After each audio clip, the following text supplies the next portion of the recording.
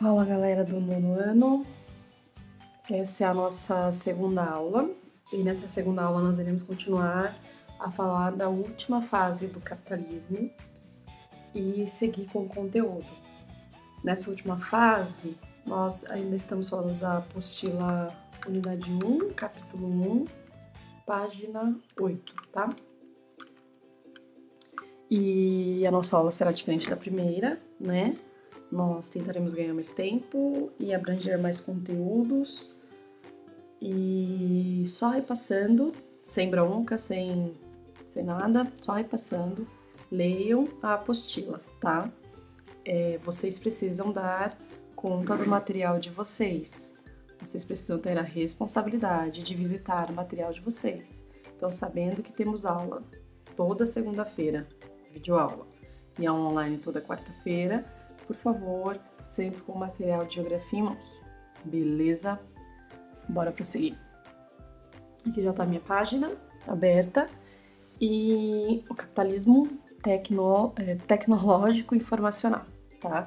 Ele é a última fase do capitalismo e o seu início foi no início, né, em meados do século XX. E o que marca essa fase do capitalismo já tá no nome. A tecnologia é o desenvolvimento da tecnologia, a transformação, a evolução da tecnologia junto com a informação, tá? E o uso de computadores e o aperfeiçoamento e aquela grande capacidade do computador de armazenar grande quantidade de dados em alta velocidade e transmitir esses dados, essas informações em uma velocidade muito rápida.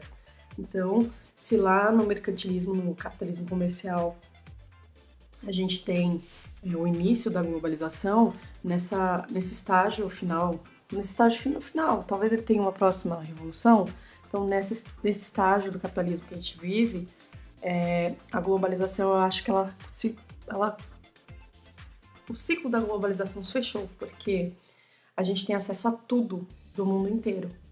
Antes a gente tinha acesso a das partes mais priorizadas, das partes das metrópoles, mas hoje a gente tem acesso a tudo, do país que a gente menos estuda até o país mais conhecido, como Estados Unidos, ou como o continente que tem mais história escrita, que é a Europa. Então, a globalização se fecha, né? Quando eu digo se fecha, ela termina um ciclo de abrangência muito grande nessa fase do capitalismo tecnológico, por conta da revolução da própria tecnologia atrelada à informação. E essa informação, ela está atrelada intrinsecamente ao uso de computadores e esses computadores têm uma grande capacidade de armazenamento de dados e repassar essa informação, tá? E aí, nós também teremos a terceira revolução industrial, falando, né? Terceira revolução industrial. E nessa terceira revolução industrial, ou revolução técnico-científico-informacional, nome grande, né? Mas não é um nome complicado de se entender, é uma terceira revolução que envolve a ciência e a informação. E o início dela ocorre aqui em 1970, durante a Guerra Fria, que nós falaremos mais pra frente. Que dá o resultado o quê? Da corrida armamentista. O que é uma corrida armamentista? Os grandes impérios, no caso aqui, em 1970, durante a Guerra Fria, quem estava participando dessa Guerra Fria? Dois polos, os Estados Unidos, imperialista, e a União Soviética, tá? De um lado o extremo capital, do outro o socialismo. Esses dois polos, essa polarização que existia no mundo entre capitalismo e socialismo, o socialismo da URSS, o socialismo da União Soviética, junto com o capitalismo, eles polarizaram o mundo e gerou essa corrida armamentista, tá? Tem tudo a ver com o nome. Os caras começaram a desenvolver tecnologia para criar novos tipos de arma com muito mais alcance. E arma não significa só tiro, porrada e bomba, não. A arma também significa tecnologia da informação. Então, as grandes espionagens, esses filmes que vocês adoram com espião, com superagentes e tudo mais, ele tem o seu apogeu. Já existia, mas ele tem seu apogeu aqui na Guerra Fria porque o quê? Na Guerra Fria, isso daqui, essa revolução técnico-científica e informacional gera novas armas e uma delas já não é mais com pólvora, já não é mais nuclear, é informacional, é espionagem pura. E essa espionagem ela sai do campo de guerra e vai para o campo industrial, né? Aí nós criamos também a espionagem das informações privilegiadas dentro das grandes empresas, dos grandes conglomerados. Quem tem a informação primeiro vale mais e consegue aí uma barganha maior, e a gente chama isso de lobby, de ficar fazendo lobby. Ou seja, ficar ali fazendo meio campo, buscando informação, e quem der mais tem a tua informação e sai na frente nos negócios, tá? E aí, nós também temos um processo produtivo e o fluxo de informação. Eu falei, né? O fluxo de informação foi ampliado. O que eu quero chegar aqui com vocês com relação ao melhoramento das tecnologias dos satélites artificiais, que conseguem ir muito mais longe, que conseguem ampliar o uso da internet pelo mundo, a biotecnologia, que também se desenvolveu muito, os cabos de fibra ótica.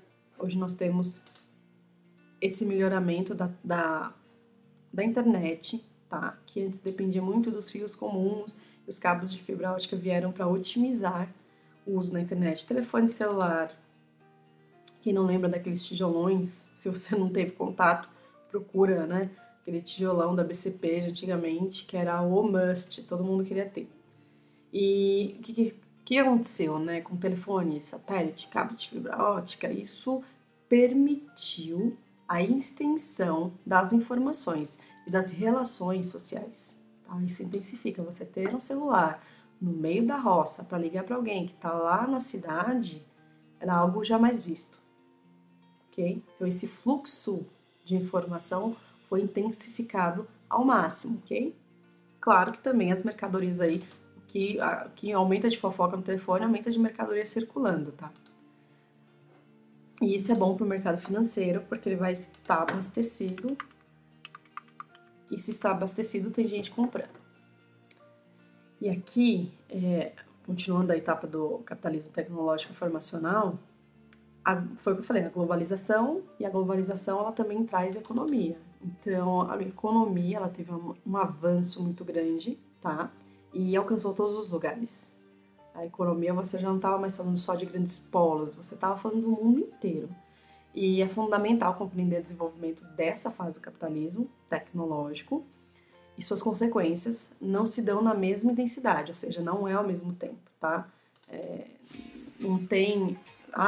não tá todo mundo na mesma vibe ao mesmo tempo. Ela tem épocas, ela tem estágios, tá? E esse processo teve seus primeiros vestígios, como eu falei, em 1970, ok? Com os conglomerados espalhados pelo mundo, entre 1970 e 1980. E houve uma redefinição do papel do Estado na economia. O que aconteceu? Os caras quiseram tirar mais a ação. Lembra lá da quebra da Bolsa de Valores de 1929, que eu falei com vocês no vídeo anterior, né? Entrou uma economia mais liberal. O que é economia mais liberal? Volta lá no vídeo que vocês vão ver. Menos ação do Estado e mais ação do mercado. E o próprio mercado se autorregulando, ou seja, o mercado manda no mercado, né? Seria a mão invisível do mercado que o filósofo e economista Adam Smith fala, né? Que o mercado ele tem que se autorregular. Mas o grande problema é que quando o mercado se autorregula, se ele quebra, não tem quem salve. E aí o Estado, de repente, tem que intervir no mercado. Então, assim, essa é uma grande discussão, né, que se tem entre o papel do Estado dentro da economia ou não. O Estado deve interferir, o Estado não deve interferir. Se o Estado não vai interferir, por que o Estado deve interferir quando há uma crise, se ele não pode interferir durante o processo? Isso foi bem discutido, amplamente discutido, depois da crise de 1929. E isso vai voltar a ser discutido em 1970 e 1980, porque em 1990 vem o neoliberalismo, o conceito neoliberal, que ele não quer nenhuma participação do Estado. Inclusive, nem na educação, nem na segurança pública, nem na saúde, na verdade, que o Estado mal deve existir nesse novo conceito neoliberal, tá? E o mercado deve ter uma liberdade máxima. Só que isso gerou uma grande crise novamente, e isso em 2008. E novamente o Estado veio intervir para salvar os bancos. Injeta-se dinheiro nos bancos para que eles não quebrem e assim eles possam emprestar esse dinheiro para os empresários que estão quebrados. A mesma coisa está acontecendo agora no Brasil, tá? A mesma coisa. As empresas estão começando a entrar em falência por conta dessa pandemia, porque não dá mais para produzir tanta coisa, porque há necessidade de pararmos. Porque não adianta também a gente continuar trabalhando e perdermos vida, porque você sabe que no capitalismo vida é mão de obra. Então não há capitalismo sem pobre trabalhando, tá? Não há capitalismo sem produção de riqueza pelo assalariado.